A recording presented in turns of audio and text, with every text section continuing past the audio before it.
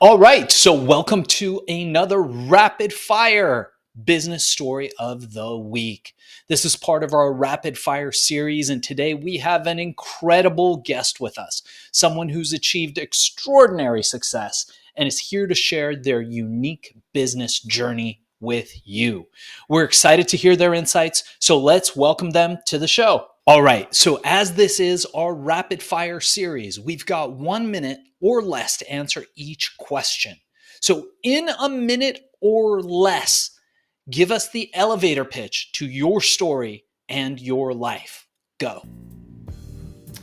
My story is basically about 18 years ago. I had built a very successful business in the network marketing profession, and due to some things that were completely out of my control, I ended up losing that business, and I found myself on the floor of my apartment writing a letter to my 3-year-old son to try and explain to him why I took my own life. It was a very dark and difficult time for me, but through that experience, as I rose above it, I started to learn some strategies, some things that would help other people, things that got me to the bottom of that floor. And I learned a little bit about mindset, about doubt, about anxiety, things that were trying to take me out. And what I've done since that time is I've developed a business centered around my experience and being able to take the things that I've learned and be able to help other people achieve success, to be able to break through and overcome the doubts, the fears, the insecurities, the imposter syndrome, the mental blocks that hold them back. And I talk from a place of experience, not from a place of theory. And I've had the ability of really making a tremendous difference in people's lives all over the world, just basically taking my story and helping people improve theirs. So that's fascinating, and I would love to dig a little bit deeper. So tell us a bit more about what you're working on today that you're most passionate about and believe will have the biggest impact. What I'm working on today is a coaching program that I have put together to work with growth-minded entrepreneurs. And the coaching program is centered around many of the things that I've learned along the journey over the last almost 30 years. And the program is called The Confidence Gap, moving high-level entrepreneurs from stuck to unstoppable. And in this coaching program, which is a 6-week program, we really dive into some of the areas that are holding people back, those mindset blocks, those doubts, those fears, really trying to analyze where they started from, how they were created, and how we can get beyond it.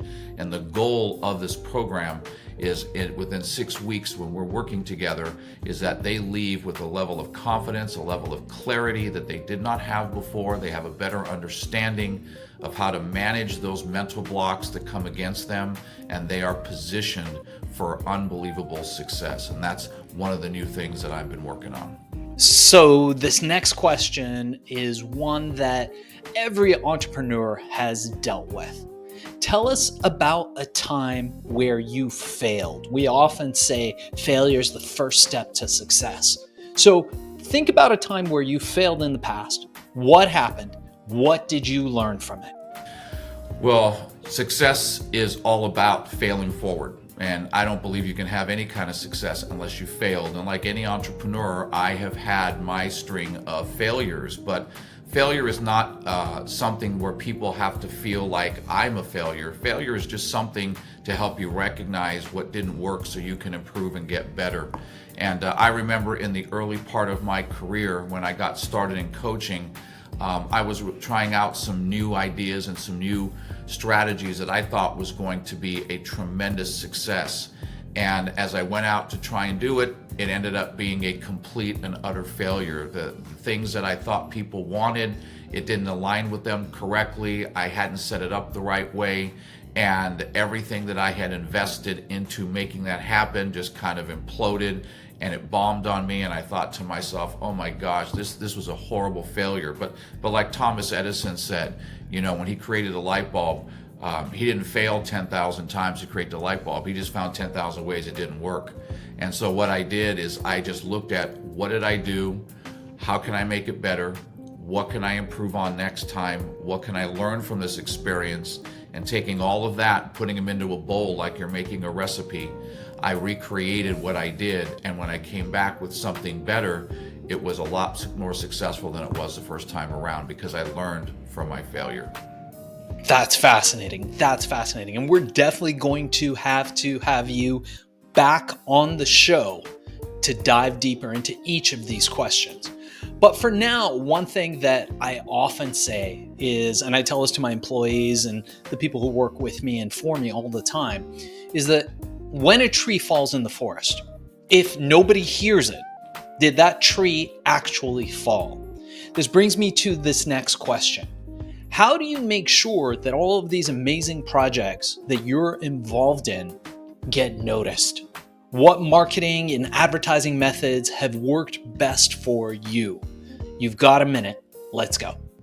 Well, I think the best advertising method that has worked for me personally has just been word of mouth referrals from the clients that I've served, from the people whose lives that I've impacted. And that has been the greatest source of information for people to come and find me. But I also believe that you've got to get out there. I'm also a speaker, so I do a lot of speaking engagements for businesses, companies, church leadership. I work with educational organizations, and my goal is to use my voice and to let my voice be heard, to let my story be heard. So I try to find opportunities where I can go and speak at events. I find opportunities where I can go and network with people. I'm on social media, so I'm always posting positive and influential things to be able to get people to know me, like me, and to trust me. And so I use a variety of different ways to use my voice to get my story out there. But I think for me, the best one that I have used is just word of mouth referrals from the people that I've had the privilege of working with that have got results from what we've done. That was so awesome. We're definitely going to dive deeper into this on a later show. And as we approach our last question, before we ask people how people can get a hold of you, how people can reach you, learn more about the work that you're doing in your company, and we will include all that information in the show notes, what I wanted to ask you is, what is one piece of advice that you would offer to your younger self, to our audience, and to somebody, especially somebody who's just starting out in the same niche that you're in, but just doesn't know how to start or get going? Amazing stuff. We're going to have to thank our guest today. I think one of the pieces of advice that I would give my younger self is that there's going to be a lot of people that are going to come along your journey. Sometimes people that you know well, family members, that are going to give you their opinions of what they think you should do and shouldn't do. They're going to come along and tell you all the reasons that you shouldn't do it, you can't do it, why are you doing it? And I would tell my younger self, because I spent too many years listening to other people's opinions. I spent too many years trying to please everybody else and do what everyone else wanted me to do, that I actually forfeited years of what I could have done because I was too busy listening to other people's opinions. And so what I would tell my younger self is simple. Everybody is entitled to their opinion. You're entitled not to take ownership of it. So don't take the ownership of opinions that don't serve what you know you were called to do.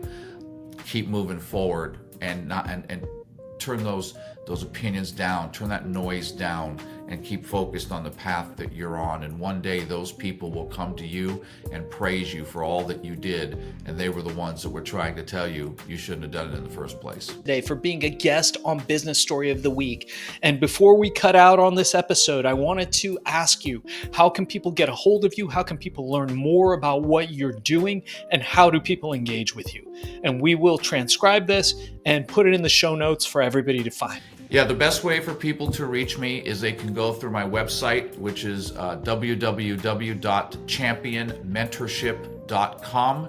And there's a contact link in there. You can contact me. I respond to all of the information directly. You can also email me. My email is jerry@championmentorship.com. I'm also on Instagram, and I'm also on Facebook. And my handle for that is my name, Jerry, Jerry, Roi, Sentul. That's my last name. I had to spell it because most people can't even say it, so I spell it for them. And I'm also on LinkedIn, same full name, Jerry Roisentul. They can reach out to me there. Love to connect with people, share more about my story, and see what I can do to possibly bring value into their lives.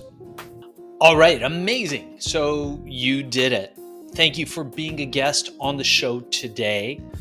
Let me tell you what you can expect next. So what we're going to do is we're going to take all this, we're going to cut it into an episode.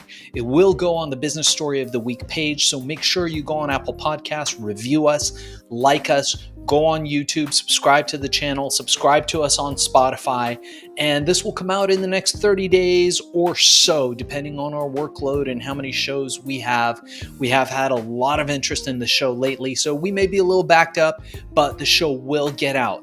In the meanwhile, we will send you clips that feel free to share on social. Also, the full episode, feel free to share any way that you like. The content is yours to share and put out there. We just ask that you mark us and tag us in the notes if you do. So in the copy, put hashtag Business Story of the Week, link back to us. We would appreciate that.